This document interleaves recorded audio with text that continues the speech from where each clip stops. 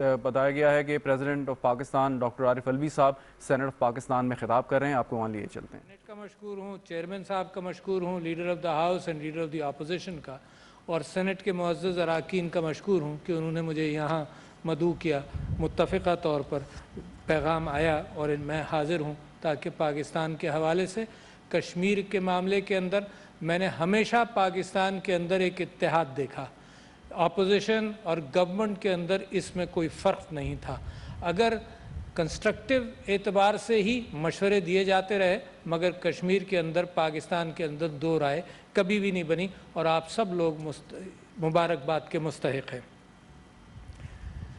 میں یہ سمجھتا ہوں کہ 5 اگست کے اقدامات کے بعد، 5 اگست 2019 کے اقدامات کے بعد کشمیر کے اندر ایک ظلم اور زیادتی کے اعتبار سے ایک نئی وبا اور زیادہ خطرناک انداز سے وہاں پر عوامل شروع ہوئے. ایک جیل بنا دیا. لوگوں کے اوپر ہمیشہ سے ظلم ہوتا رہا ہے، مگر یہ کہ مزید بڑھ گیا پچھلے سال کے اندر. تو لہٰذا آج کا دن بڑا انتہائی اہمیت کا حامل ہے کہ کم سے کم ہم اپنی بات دنیا کے سامنے رکھ سکیں. جو انسانی دہشت گردی کے اعتبار سے دشمن سرگرمیاں، جو ظلم اور انسانیت سوز مظالم جہاں کشمیر کے اندر ہوئے ہیں، وہ ساری دنیا کو پیغام دے سکیں، اور اس کے ساتھ ساتھ اپنے کشمیری بھائیوں کو بھی یہ بتا سکیں کہ ہم تمہارے ساتھ ہیں. پاکستان ایک پرامن جد و جہد کے لیے کوششیں کرتا رہا ہے، کرتا رہے گا، اور ان کو بھی پتہ ہونا چاہیے کہ ہم آپ کے ساتھ ہیں اور کبھی بھی آپ کو اکیلا نہیں چھوڑیں گے. آج جب میں اس کے اوپر کچھ چیزیں پڑھ رہا تھا تو مجھے شاعر علامہ اقبال کا ایک مشہور شعر کشمیر کے حوالے سے، انہوں نے 3-4 اشعار کہے، جس میں سے 2-3 فارسی کے اندر ہیں اور 1-2 اردو کے اندر ہیں. اس کا پہلا مصرع مجھے بڑا اپیل بھی کیا اور میں آپ کے سامنے رکھنا چاہتا ہوں کہ آج وہ کشمیر ہے محکوم و مجبور و فقیر. انہوں نے کہا کہ آج وہ کشمیر ہے محکوم و مجبور و فقیر. تو میں ایک جسارت کرنا چاہتا ہوں کہ اتنے عرصے کے اندر وہاں کے حالات اور تبدیل ہوئے، تو صرف ایک لفظ اس کے اندر شامل کرنا چاہتا ہوں کہ آج وہ کشمیر ہے مظلوم و محکوم و مجبور و فقیر. کہ جو ظلم ہوا ہے پچھلے زمانے کے اندر، وہ شاید علامہ اقبال کے زمانے سے معاملہ کہیں اور بڑھ گیا. آج کے دن اس معزز ایوان کے اندر جو بات ہوگی اس کے بڑے دور رس نتائج نکلیں گے، مگر اس کے ساتھ ساتھ کہ پہلے ہم کوئی باتیں اور بھی رکھیں تو اس کا تاریخی پس منظر پر توجہ دلانا ضرور ہے پاکستان کے لوگوں کا اور دنیا کے سب لوگوں کا. آپ لوگ سب واقف ہیں کہ کشمیر کو جب انگریز سامراج نے فتح کیا تو 75 لاکھ میں کموڈٹی کے طور پر ڈوگرا مہاراجہ گلاب سنگھ کو 75 لاکھ روپے میں بیچ دیا گیا کموڈٹی کے طور پر. اچھا، اور یہ کموڈٹی کی تاریخ دنیا کے اندر آج بھی موجود ہے کہ مختلف ممالک اپنی تجارتی اعتبار سے اصول بناتے ہیں. اصولوں کے اوپر نہیں، اخلاقی اور انسانیت کے اصولوں کے اوپر نہیں، مگر تجارتی وزن جو ہے وہ ان کے فیصلوں پر اثر انداز ہوتا ہے. تو یہ 75 لاکھ میں بیچ دیا گیا کموڈٹی کے طور پر، اور اس کے بعد سے وہاں ظالم ڈوگرا راج شروع ہوا، جس نے اس 75 لاکھ روپے جو دیے تھے وہ لوگوں ہی سے وصول کرنے تھے، تو بڑا ٹیکسیشن بھی کیا. کشمیریوں کی جد و جہد جب سے چل رہی ہے، اس سے پہلے سے چل رہی ہے، مگر اس کے بعد سے زیادہ عیاں ہے. 1931 میں 22 کشمیری شہید ہوئے ظالم ڈوگرا راج کے خلاف جب انہوں نے جد و جہد کی، اور 1947 میں اس کے پوتے نے مہاراجہ ہری سنگھ نے اس معاملے کو اور تکمیل تک پہنچایا. مگر 24 اکتوبر 1947 ایک وہ دن ہے جو میں سمجھتا ہوں کہ بڑا اہم، جس دن سردار ابراہیم صاحب مرحوم کی قیادت میں کشمیر کی بہادر عوام نے 24 اکتوبر 1947 کو آزادی کا اعلان کیا. حقیقی حکومت جب بن گئی تھی اور ہندوستان پریشان تھا، بھارت پریشان تھا کہ اس کا کیا حل کیا جائے، اور راتوں رات مہاراجہ ہری سنگھ کے ساتھ مل کر انسٹرومنٹ آف ایکسیشن جو غیر اخلاقی، غیر قانونی، خفیہ انداز سے سائن ہوا یا نہیں سائن ہوا، مگر 26 اکتوبر کو وہ سائن کر کے اس کو ہندوستان کے حصے میں ڈالنے کی کوشش کی گئی۔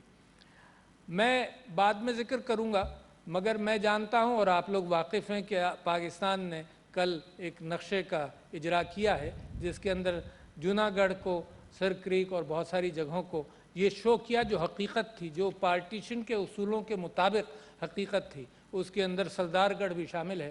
تو وہ ان کی ایکسیشن ہوئی، یہاں پر جعلی اصول، پارٹیشن کے اصولوں کے خلاف ایک جعلی دستاویز سائن کی گئی۔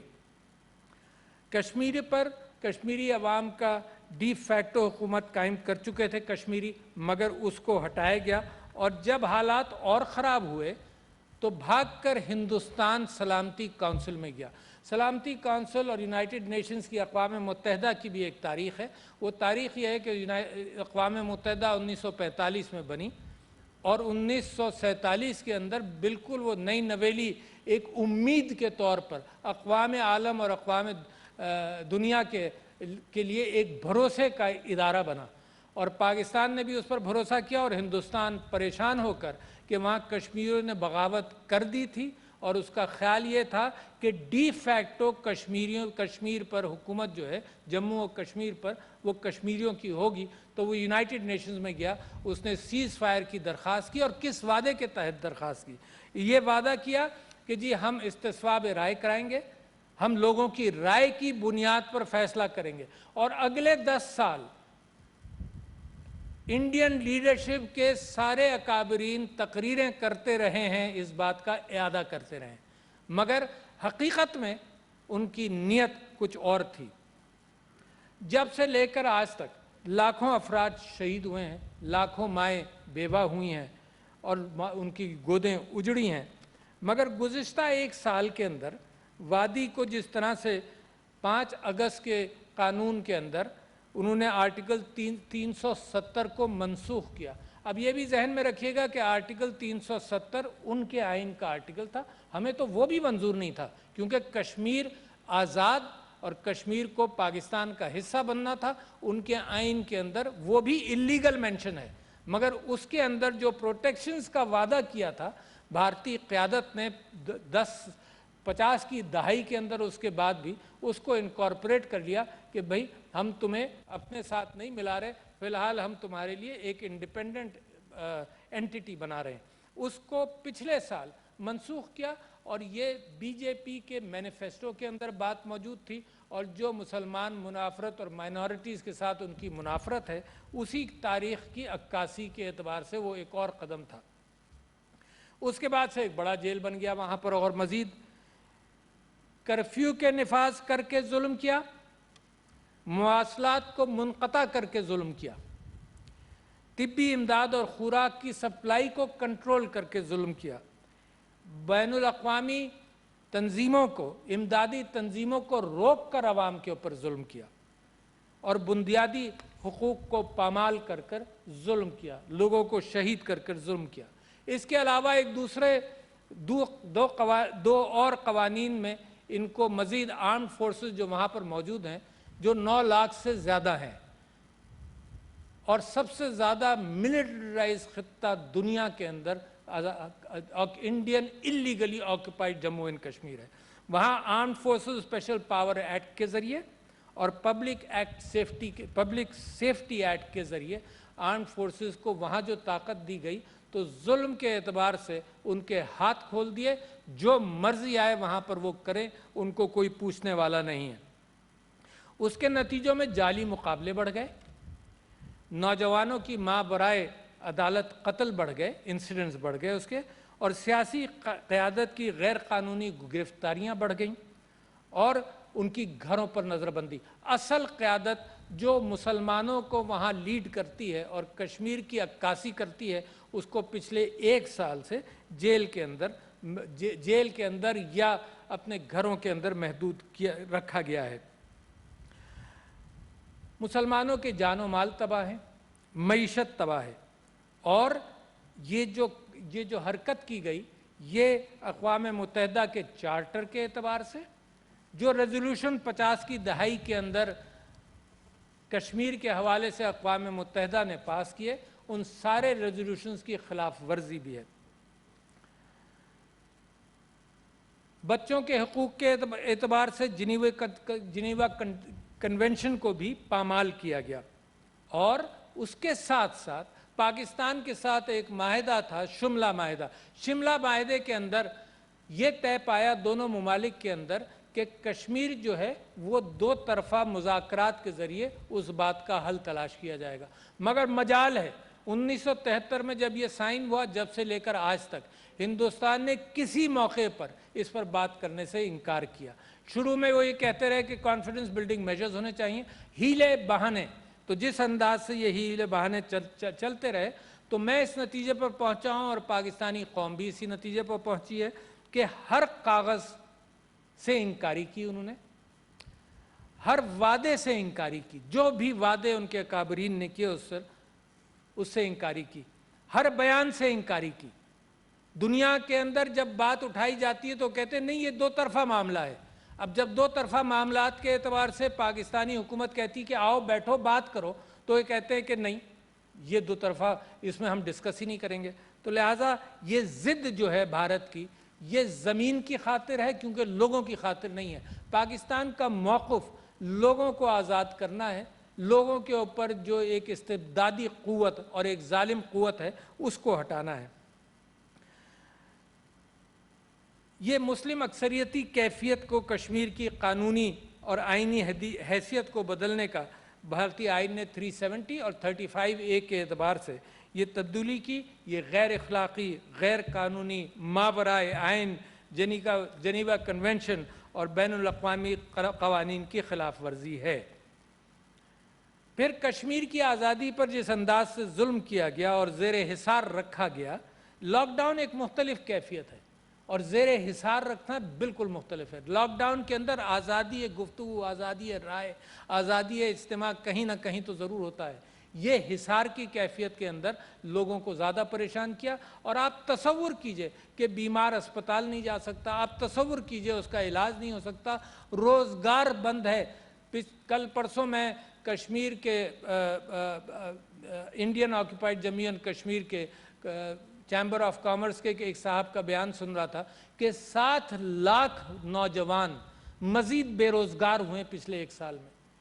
آپ تصور کیجئے کہ 7 لاکھ کے ساتھ خاندان کتنے ہوں گے، خاندان کے افراد کتنے ہوں گے، اور یہ کہ 3 ارب ڈالر کا نقصان ہوا ہے انڈین اللیگلی آکوپائڈ جموں اور کشمیر کی معیشت کو، اتنا بڑا نقصان وہاں پر ہوا۔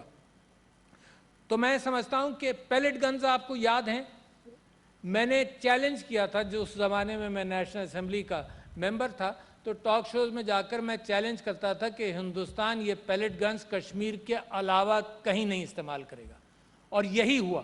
صرف کشمیر کے مسلمانوں کے خلاف یہ گھناؤنی بندوق جس سے چڑیاں ماری جاتی ہیں ان سے نابینا کیا، لوگوں کو مارا اور بے دریغ اس کو استعمال کیا۔ 13,000 نوجوان گرفتار ہوئے ہیں پچھلے 1 سال کے اندر۔ عورتوں کا ریپ اور ہراسانگی بڑھی ہے، اور یہ مسلسل چل رہا ہے، اور دنیا کو ہم دکھاتے رہیں گے، بتاتے رہیں گے، اور ہماری اپیل ہے دنیا سے کہ وہ آنکھیں کھول کر دیکھیں کہ انسانیت سوز مظالم وہاں پر ہیں۔ آپ کو وہ بچے کی تصویر یاد ہوگی جس کے نانا کو صرف گاڑی سے نکلنے پر اور پوچھنے پر اس کو مارا گیا، اور اس بچے کو اس نانا کی میت پہ اس کی چھاتی پر بٹھایا گیا۔ کیا ظلم نہیں ہے یہ؟ دنیا کو اندازہ نہیں ہو رہا اس بات سے۔ آپ کو وہ بھی سیرین بچے کی بھی تصویر یاد ہوگی جو میڈیٹرینین کے اندر ڈوبا تھا۔ تو دنیا کو جب یہ امیجز جاتے رہیں گے تو دنیا کے ضمیر پر ہم سمجھتے ہیں اس بات کا اثر ہوگا، اور پھر اس کی لاش پر، اس کے نانا کی لاش پر کھڑے ہو کر اور پیر رکھ کر تصویریں کھنچوائی گئیں۔ ظالم ہے۔ میں سمجھتا ہوں کہ قرارداد نمبر 47 کے الفاظ کشمیر میں آزادانہ اور غیر جانبدارانہ، یہ بات کر رہا ہوں میں اقوام متحدہ کی قرارداد 47 کے حوالے سے، اور وہ بالکل کلیئر ہے کہ آزادانہ اور غیر جانبدارانہ انتخابات کے بھارتی وعدہ اس کے اندر منجمد ہے کہ کیا ضرور جائے۔ چوتھے جنیوا کنونشن کے مطابق کوئی بھی قابض حکومت مسئلے کے حل تک کسی بھی قسم کی وہاں تبدیلی نہیں کر سکتی۔ میں بعد میں ذکر کروں گا ڈیموگرافی کے اعتبار سے، مگر کسی حکومت کو اس بات کی اجازت نہیں ہے کہ وہاں کے حالات کو اس طرح سے تبدیل کرے کہ باہر کے لوگوں کو لایا جائے اور یہاں کے لوگوں کو وہاں سے نکالا جائے۔ تو یہ اس کنونشن کی بھی خلاف ورزی ہے۔ ہر انسانی حصول کے حوالے سے یہ خلاف ورزی ایک کھلا مذاق دنیا کے سامنے انہوں نے کیا ہوا ہے۔ یہ آرٹیکل 370 اور 35A کو یہ سب RSS اور BJP کے اپنے مینیفیسٹو کے اندر موجود ہے، اور یہ fascist Hindutva policy against minorities کی پوری عکاسی کرتا ہے کشمیر، جہاں کھل کر اس کے اوپر وہ عمل درآمد کر رہے ہیں۔ ہندوستان کے اندر جو مائنورٹیز کا حال ہے وہ بھی آپ اس سے پوری اچھی طرح سے واقف ہیں۔ تو شکنجہ جو ہے کشمیریوں کے اوپر وہ نہرو دور سے آج تک وہ مزید کسا گیا ہے، کبھی کم نہیں ہوا، اور ان کی مزاحمت کے اندر بھی کوئی کمی آج تک نہیں آئی۔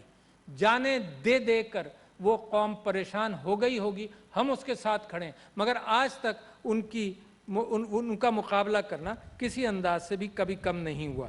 اب جس انداز سے وہ 2019 کا وہ جموں و کشمیر ریگولیشن ایکٹ انہوں نے لاگو کیا تھا، جس کے تحت انہوں نے آرٹیکل 370 کا پروٹیکشن ہٹایا اور 35A کا پروٹیکشن ہٹایا، اسی کے تحت آج جموں و کشمیر ریگولیشن ایکٹ بھی انہوں نے رولز بھی آرڈر نکالا ہے، جس کے تحت یہ ڈیموگرافک چینجز کے اوپر توجہ دے رہے ہیں۔ اچھا، اب ان ڈیموگرافک چینجز میں کیا کر رہے ہیں؟ لوگوں کے لیے ڈومیسائل آسان کر رہے ہیں۔ اچھا، یہ طے تھا کہ جب کشمیر کے لیڈران نے جب ہندوستان سے بات کی اور ہندوستان نے جھانسے دیے، تو ان کشمیری لیڈران کو انہوں نے کہا جی تمہاری ڈیموگرافی نہیں بدلے گی، تمہیں ہم پورا 370 میں پروٹیکشن دیں گے، اور آئین کے اندر انہوں نے 370 اور 35A ڈالا۔ اچھا، وہ جب تک اس کی ضرورت رہی لوگوں کو دھوکہ دینے کے اعتبار سے وہ چلایا، مگر اب یہ جموں و کشمیر ریگولیشن ایکٹ 2019 اور جموں و کشمیر ریگولیشن آرڈر 2020 کے اندر ان سب چیزوں کو تبدیل کیا۔ اور ان کے استاد کون ہیں؟ ان کے استاد وہ ہیں، اسرائیل ان کا استاد ہے، جس نے مغربی کنارے پر، جس کو ویسٹ بینک کہتے ہیں، وہاں اسرائیل نے جس انداز سے آئسولیٹڈ جگہوں پر قبضہ کرنا شروع کیا، ڈیموگرافی بدلنے کی کوشش کی، تو یہ اس کے استاد ہے۔ پیلٹ گنز میں ان کا کون استاد ہے؟ اسرائیل ان کا استاد ہے۔ ظلم کرنے میں کون استاد ہے؟ اسرائیل ان کا استاد ہے۔ مگر یہ اپنے استاد سے کہیں آگے ہیں، مظالم کے اعتبار سے یہ کہیں آگے پہلے بھی تھے، مگر یہ مزید اپنا ٹیکنیک سیکھ رہے ہیں، وہاں سے سیکھ کر مزید مظالم ہمارے اوپر، ہمارے کشمیری بھائیوں پر بڑھا رہے ہیں۔ ہمارا خیال یہ ہے، پاکستان کے پرائم منسٹر نے، پاکستان کی حکومت نے اس بات کو بار بار کہا کہ ہندوستان نسل کشی کی طرف جا رہا ہے، اور نسل کشی کی جو تیاریاں ہوتی ہیں وہ تیاریاں پوری کر رہا ہے، منافرت معاشرے کے اندر پیدا کر کر، تجارت کے اعتبار سے مزید مائنورٹیز کو آئسولیٹ کر کر، پھر وہ کیفیت آ جاتی ہے کہ جب ان کو مختلف بہانوں سے سڑکوں پر روک روک کر ہتھوڑے مارے جائیں اور جان سے مارا جائے، وہ پریکرسر ہوتا ہے اس بات کا کہ نسل کشی کی جائے۔ اور آپ کو یاد ہے کہ جرمنی نے جس انداز سے کیا، سربین ڈکٹیٹر ملاسووچ نے، جس کے اوپر بین الاقوامی عدالت نے اس کا ٹرائل بھی کیا اور اس کو سزا دی، بوسنیا میں نگورنو قرباخ کے اندر اور بوسنیا کے اندر جو مظالم کیے، تو وہ اس کی اگر آپ تاریخ دیکھیں گے تو یہی پہلے آئسولیشن اور پھر نسل کشی اور ڈیموگرافک چینجز، یہ دونوں وہ کرنا چاہتا ہے۔ میں مسئلہ کشمیر پر پاکستان کے اصولی موقف کی پرزور حمایت پر ترکی، چین، ملیشیا، ایران، آذربائیجان اور بہت سارے ممالک کا شکریہ ادا کرتا ہوں کہ وہ ہمارے ساتھ کھڑے رہے، اور ان کو خراج تحسین پیش کرتا ہوں کہ ظلم کے خلاف اصولی موقف انہوں نے اختیار کیا۔ میں یہ سمجھتا ہوں کہ بین الاقوامی میڈیا نے بھی اس میں کردار ادا کیا ہے، مگر مزید کر سکتے ہیں دنیا کو بتانے کے لیے کہ کیا ہو رہا ہے۔ انسانی حقوق کی تنظیموں نے خاص طور پر یونائٹڈ نیشنز کی رپورٹ آن ہیومن رائٹس، ان کی ہیومن رائٹس کمیشن کی رپورٹ نے عکاسی کی اور بتایا لوگوں کو۔ اراکین کانگریس امریکہ میں، یورپ کے اندر، یورپین یونین کے پارلیمنٹ کے اندر لوگوں نے بھی اس بات کو اجاگر کیا، برطانیہ کے اراکین پارلیمان کا، ان سب تنظیموں کا میں مشکور ہوں اور پاکستان مشکور ہے جو یہ دنیا کو بتا رہے ہیں کہ کیا مظالم کشمیر میں ہوئے اور اس کا اصل حل کیا ہے۔ میں سیکرٹری جنرل یونائٹڈ نیشنز کا مشکور ہوں کہ بلا بڑے اچھے انداز سے انہوں نے اس بات کی عکاسی کی جب پاکستان بھی وہ تشریف لائے۔ مگر میں سمجھتا ہوں کہ پاکستان کا رول اب یقیناً اور بھی بڑھتا چلا جاتا ہے۔ سوشل میڈیا ایک ہتھیار ہے، حکومت تو کرے گی، میں حکومت سے اپیل کرتا ہوں کہ اپنی کوششیں جاری رکھیں، مزید اس میں تقویت ڈالیں۔ پارلیمنٹ سے گزارش کرتا ہوں کہ شکر گزار بھی ہوں، گزارش بھی کرتا ہوں کہ جس اچھے انداز سے کشمیر کے اوپر آپ نے ہمیشہ یونٹی کا مظاہرہ کیا، یہ یونٹی جاری رہے گی، مجھے اپیل کرنے کی بھی ضرورت نہیں، یہ آپ کے دلوں سے نکلتی ہے۔ تو لہٰذا فوری طور پر میں کچھ ڈیمانڈز بھی رکھنا چاہتا ہوں جو عکاسی کریں گے آپ سب کے جذبات کی۔ میں سمجھتا ہوں کہ فوری طور پر کشمیر سے فوجی محاصرہ ختم کیا جائے، 9 لاکھ قابض فوج کو واپس بلایا جائے، ذرائع ابلاغ پر عائد پابندیاں ہٹائی جائیں۔ نمبر 3، انسانی حقوق کی خلاف ورزیوں کو فی الفور ختم کیا جائے۔ نمبر 4، کرفیو لگانا بند کیا جائے۔ اور کتنا اچھا ایک منطقی آرگومنٹ ہے کہ اگر اتنا ہی اچھا ہے، 1 سال آپ نے سب کچھ کر کے دیکھ لیا، اپنا قانون بدلا، اور اگر لوگ اتنے ہی خوش ہیں تو آج 2 دن کی پابندی کرفیو کیوں لگایا؟ ہمارے آزاد کشمیر میں آپ جا کر دیکھیں، سب کچھ کھلا ہوا ہے، میڈیا کے لیے کھلا ہوا ہے، فارنرز جا کر دیکھنا چاہیں جا کر دیکھیں۔ تو میں سمجھتا ہوں کہ اگر everything is hunky dory as far as that is concerned, تو why insist on curfew for the last 2 days؟ 5ویں میں یہ سمجھتا ہوں، چوتھے یہ تھا کہ کرفیو لگانا بند کیا جائے۔ 5ویں یہ کہ سوشل میڈیا اور انٹرنیٹ پر پابندی ختم کی جائے، لوگوں کی اپنی کمیونیکیشنز، تجارت کے اعتبار سے، دنیا کے ساتھ روابط کے اعتبار سے یہ بڑا اہم ستون ہے جس کو ہندوستان نے، بھارت نے پابندی لگا کر بند کیا ہوا ہے۔ کس لیے بند کیا ہے؟ کہ وہاں سے امیجری، وہاں کے مظالم دنیا کو پتہ نہ چلے۔ 6 میں یہ سمجھتا ہوں کہ عورتوں کے ساتھ جنسی زیادتی، ریپ، ہراسانگی اور بچوں کے ساتھ مظالم بند کیے جائیں۔ یہ فی الفور بند ہونے والی چیزیں ہیں جن کو بند کرنا چاہیے۔ تعلیمی ادارے کھولیں۔ اگر آپ اپنے نوجوانوں کو تعلیم سے محروم رکھیں گے تو نتیجہ کیا ہوگا؟ کہ مزید فرسٹریشن ان کے اندر بڑھے گا۔ 8ویں، سیاسی لیڈران کو آزاد کریں۔ 9ویں، سیاسی سرگرمیوں کی آزادی بحال کریں۔ اور 10ویں ایک ایسی ڈیمانڈ ہے جو آپ بڑے خوش ہوں گے سن کر، کہ کشمیریوں کی جان چھوڑیں، اب وہاں سے انخلا کریں، وہاں سے جائیں۔ تنگ آ گئی ہے پوری قوم اس بات کو دیکھ کر، ظلم سیکھتے جائیں گے، آپ کے اپنے عوام ظلم سیکھیں گے اگر آپ ایک جگہ پر ظلم کریں گے۔ میں مسئلہ کشمیر کے حوالے سے مؤثر انداز میں مختلف علاقائی اور بین الاقوامی فورمز پر اجاگر کرنے کا سہرا میں حکومت کا شکریہ بھی ادا کرتا ہوں، اور خاص طور پر اس بات کو کہ جس انداز سے عمران خان صاحب نے اقوام متحدہ کی جنرل اسمبلی میں بات رکھی اور سارے لیڈران سے ملاقات کے دوران بات رکھی، بڑا اچھا کیا۔ میں یہ سمجھتا ہوں کہ میں بھی جب یہ جاپان کے بادشاہ کی تخت کشائی ہوئی تو 35-40 بادشاہوں سے، صدور سے اور پرائم منسٹر سے ملاقات ہوئی۔ ہر جگہ کشمیر پہلا ایشو تھا جس کا ڈسکشن ہوا۔ پھر میں اس کے بعد باکو گیا تو باکو میں بھی 35-40 پرائم منسٹر اور صدور سے بات ہوئی، تو ہر جگہ یہ بات رکھی گئی۔ اقوام متحدہ نے جو 50 یا 55 سال بعد کشمیر پر بحث کی، تو یہ آپ کا، میں سمجھتا ہوں کہ حکومت کی کامیابی اور حالات کی خرابی سب نے اس بات پر اس بات پر اثر انداز ہوئے۔ میں یہ بھی بتانا چاہتا ہوں کہ پاکستان ہمیشہ پرامن رہنے کی کوشش کی، یہ حکومت بھی آئی، ہمارا ہمیشہ پیغام یہ رہا کہ امن رہے گا۔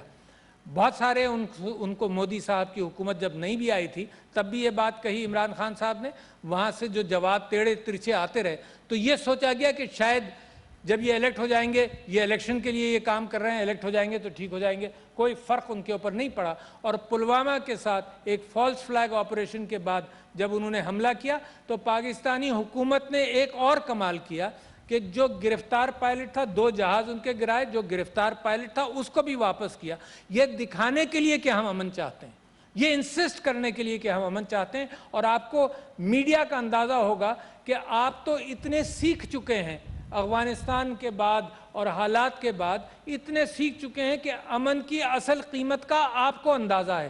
تو لہٰذا پاکستان کے عوام، پاکستان کا میڈیا اور پاکستان کی حکومت امن کی بات کرتی رہی۔ اس کے برعکس اگر آپ بارڈر کے ادھر جائیں تو ہندوستان کا میڈیا، ہندوستان کے عوام اور ہندوستان کی جو حکومت تھی اس نے امن کی بات نہیں کی، اس نے کہا بدلہ لیں گے، ہم یہ کریں گے، ہم گھس کر ماریں گے۔ انہوں نے دیکھ لیا کہ ان کا حشر کیا ہوا، اور ہم اس کے اندر ہمیشہ، میں سمجھتا ہوں کہ ان کو کہا یہ گیا کہ we will not think of retaliation, we will retaliate۔ تو اس غلط فہمی میں بھی مت رہنا کہ کچھ دن ہم سوچ بچار کے اندر گزاریں گے، تو وہ بات آج بھی ہماری درست ہے۔ میں پاکستان کی افواج کا بھی مشکور ہوں کہ انہوں نے جس انداز سے ریٹیلیٹ کیا تو دنیا کو دکھا دیا کہ پاکستان ایک بڑی مضبوط قوم ہے اور اس کے کوئی بال اس کا بیکا نہیں کر سکتا۔ میں آخر میں اس خاص موقع پر ہم اس عزم کا دوبارہ اعادہ کرتے ہیں کہ پاکستان اس مسئلے پر کشمیریوں کی اخلاقی، سیاسی اور سفارتی حمایت جاری رکھے گا۔ پاکستان اہلیان کشمیر کے ساتھ شانہ بشانہ کھڑا رہے گا اور بھارتی قبضے کے خلاف کشمیر کے بہادر اور نڈر لوگوں کی جدوجہد کی بھرپور تائید کرتا رہے گا۔ مجھے کامل یقین ہے کہ کشمیریوں کی قربانیاں رنگ لائیں گی اور وہ دن دور نہیں جب کشمیر میں آزادی کا سورج طلوع ہوگا۔ انشاءاللہ پاکستان پائندہ باد۔ آپ سب کا شکریہ۔